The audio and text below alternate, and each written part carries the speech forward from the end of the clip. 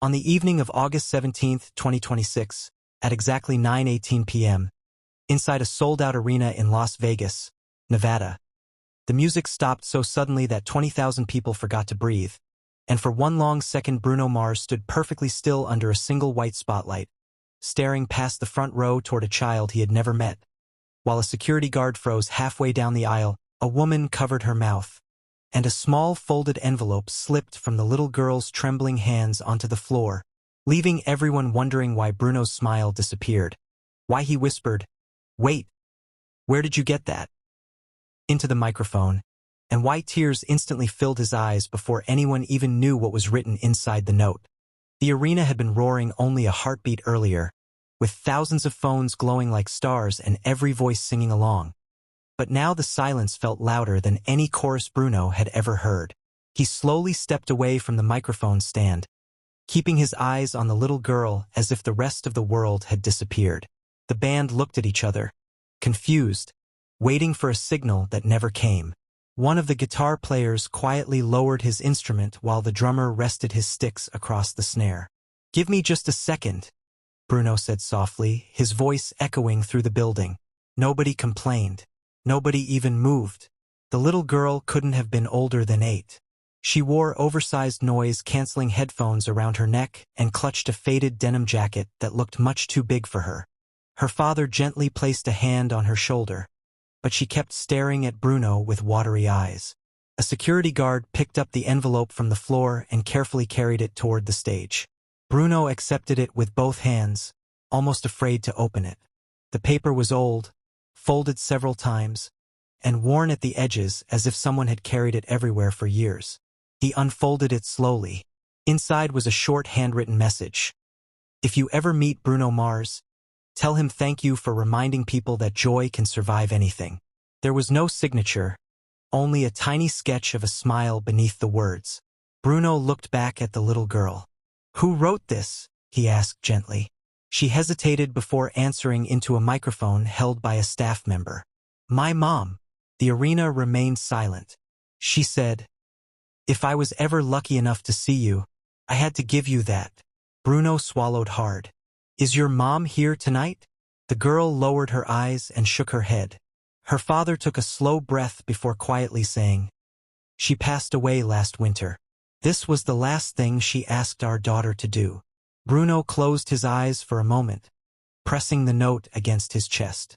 No one in the audience knew exactly what he was thinking, but everyone could see it in the way his shoulders rose with a slow breath before he opened his eyes again, stepped down from the stage, and walked toward the family, leaving 20,000 people watching in complete silence, wondering what he was about to say next.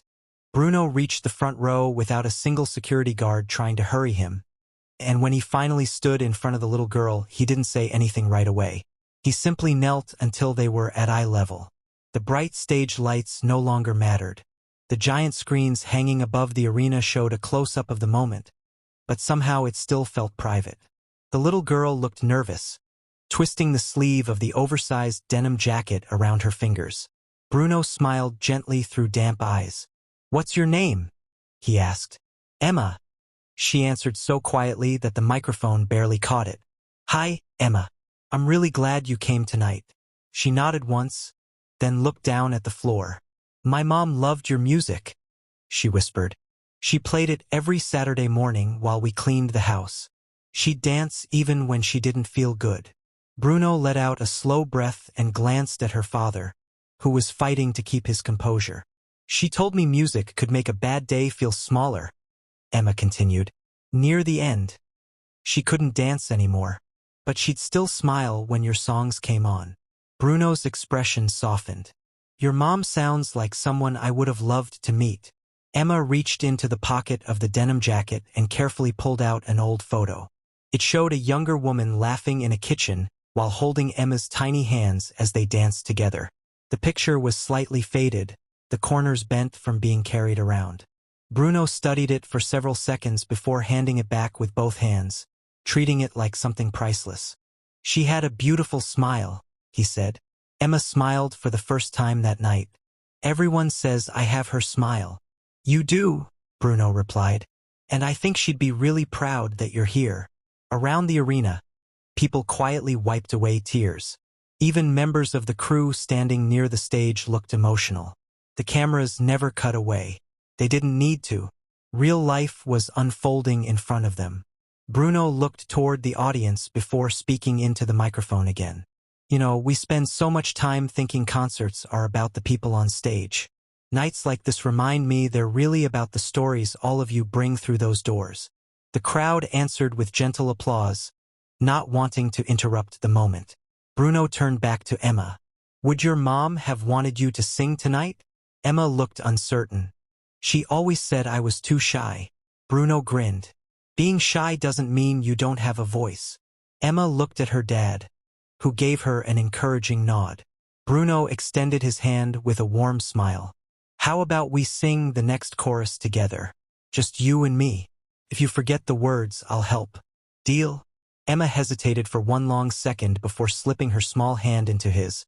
And as Bruno helped her step toward the stage, the entire arena slowly rose to its feet, sensing that this night had just become something no one there would ever forget. Bruno held Emma's hand as they climbed the short set of steps together, and the applause that filled the arena wasn't loud or explosive anymore.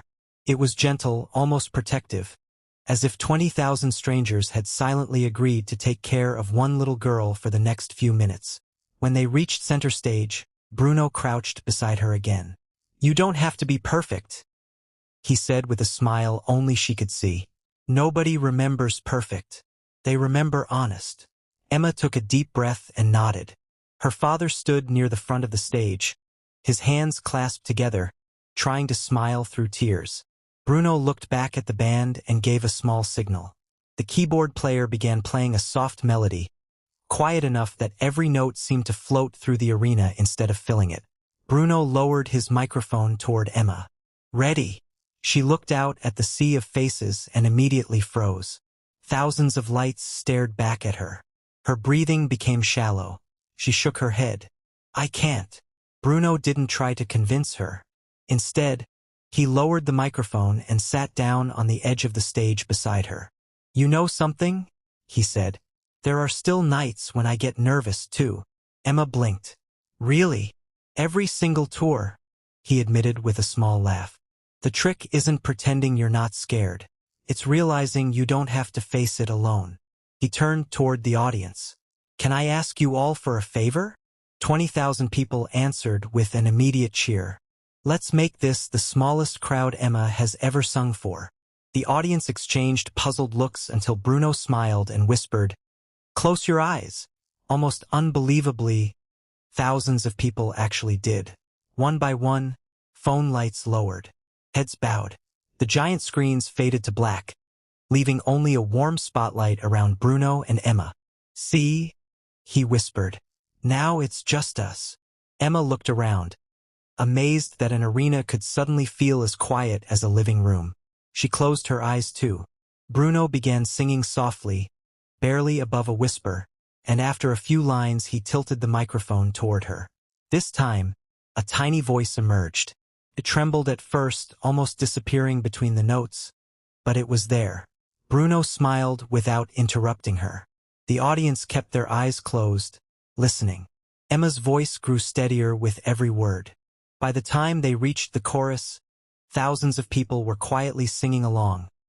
Not loudly enough to overwhelm her, just enough to remind her she wasn't alone. When the song ended, there was a moment of complete silence before the arena erupted into applause so heartfelt that Emma instinctively covered her face, overwhelmed by the kindness surrounding her. Bruno wrapped one arm gently around her shoulders.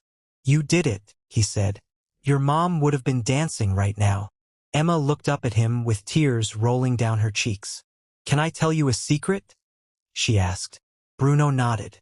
She reached into the inside pocket of the old denim jacket one more time and carefully pulled out a small velvet pouch. Mom said, if you were kind enough to stop and really listen, I should give you this too.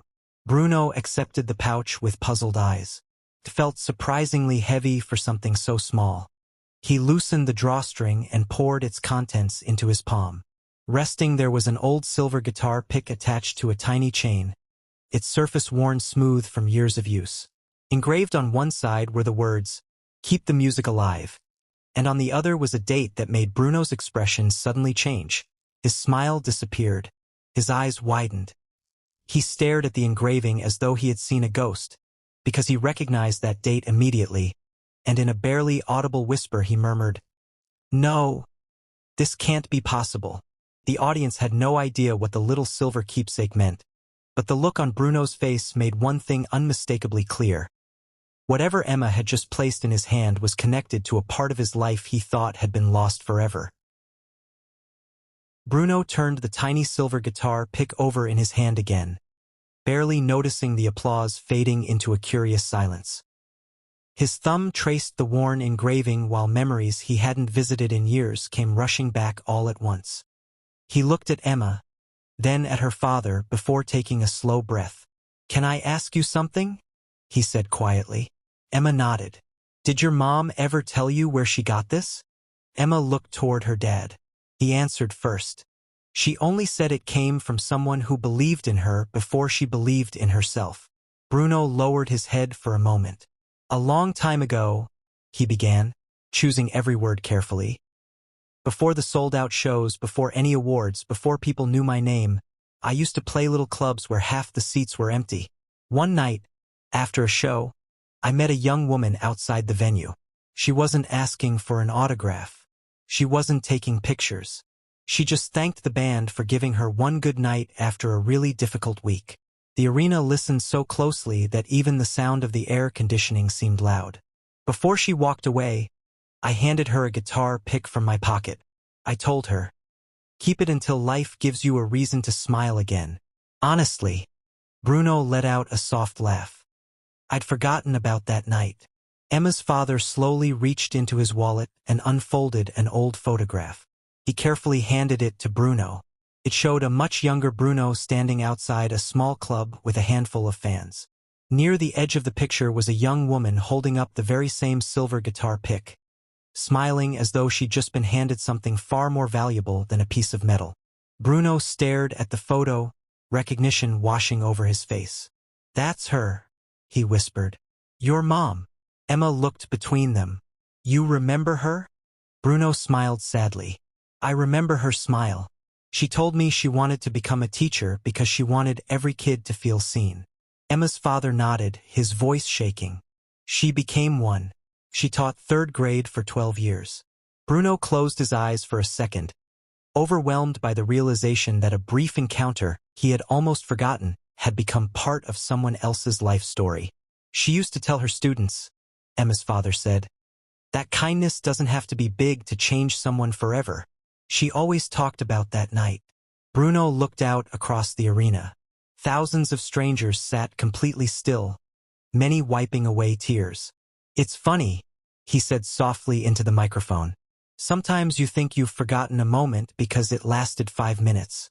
Then you find out it lasted 20 years in someone else's heart." Emma reached over and gently closed Bruno's fingers around the guitar pick. "Mom said it wasn't really hers," she whispered.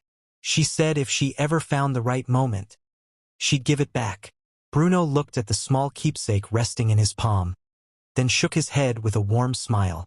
"No," he said, "I think she already found the right moment, and I think she'd want you to keep it now." Emma's eyes widened. "Really? Really?" Bruno replied. "Because every time you look at it, you'll remember your mom. And every time I think about tonight, I'll remember both of you." The crowd rose to its feet once again, not because anyone had asked them to, but because some moments simply deserve to be honored. And as Bruno gently placed the silver guitar pick back into Emma's hand, he realized that the greatest gift of the evening wasn't the music they had shared. It was discovering that a single act of kindness, offered without expecting anything in return, had quietly echoed through another family's life for years, finally finding its way back to him when he needed the reminder most. The applause continued for what felt like forever, but Bruno didn't rush the moment. He stood quietly beside Emma, letting the sound wash over them like a warm tide before it slowly faded into another deep silence. He glanced toward the wings of the stage where his tour manager was subtly signaling that the show schedule was running behind, but Bruno simply smiled and shook his head. For once, the clock didn't matter. "Can I ask you one more question?" he said to Emma. She nodded. What was your mom's name? Emma's fingers tightened around the silver guitar pick before she answered. Sarah. Bruno repeated it softly, almost to himself. Sarah. He looked up toward the ceiling lights, as if hoping somehow that the name would travel farther than his voice ever could. Thank you, Sarah, he whispered. The audience heard it, and not a single person made a sound. Emma's father stepped closer to the stage. There's actually one more thing, he said, his voice unsteady. I wasn't sure if we should tell you tonight. Bruno looked at him with quiet curiosity. The man reached into the inside pocket of his jacket and carefully removed a small, weathered notebook wrapped with a faded blue ribbon. It looked as though it had been opened hundreds of times. Sarah kept this by her bedside for years, he explained. She wrote in it whenever life became overwhelming. She told me that if we ever crossed paths with you again, I should give it to you, but only after Emma found the courage to hand you the guitar pick herself. Bruno accepted the notebook with both hands, almost instinctively treating it with the same respect someone might show an irreplaceable family heirloom. Are you sure? He asked. Emma's father smiled through tears. She was. Bruno untied the ribbon and slowly opened the first page. The handwriting was neat but unmistakably personal. The first sentence stopped him cold. Dear Bruno, you'll probably never read this, and honestly, that's okay. A faint smile crossed his face. He turned another page. Sarah had written about ordinary mornings, difficult doctor appointments, school plays, birthday cakes, sleepless nights, and little victories that no one outside her family would have noticed. Every few pages she mentioned music. Not fame, not concerts, not celebrity, just music. She wrote about how certain songs made Emma laugh when she was a toddler, how dancing in the kitchen became a family tradition, and how even during the hardest treatments she insisted on opening the windows and letting sunlight into the room because, as she wrote, darkness is loud enough already. Bruno paused at another entry, his eyes lingering on the words. One day Emma will ask me if people can really change each other's lives without even knowing it. I'll tell her yes. I'll tell her about a tired young musician who stood outside a tiny club after midnight and treated a stranger like she mattered. Bruno quietly closed the notebook for a moment, unable to speak. He looked at Emma, who was watching him with hopeful eyes, unaware that every page seemed to be rebuilding something inside him that the pressures of years on the road had slowly worn down. He knelt once more and smiled. Your mom was an incredible writer. Emma grinned. She wanted to write a book someday. Bruno nodded. I think, in a way, she already did. She just wrote it one day at a time. Around the arena, people embraced one another. Some wiped away tears. Others simply stood in thoughtful silence, realizing they weren't witnessing a performance anymore. They were witnessing the unexpected meeting of two lives connected by a forgotten act of kindness, finally completing a circle neither side had known was still unfinished. And as Bruno carefully held the notebook against his chest, he realized that the greatest encore he could ever give that night would not begin with another song, but with a promise he was only just beginning to understand.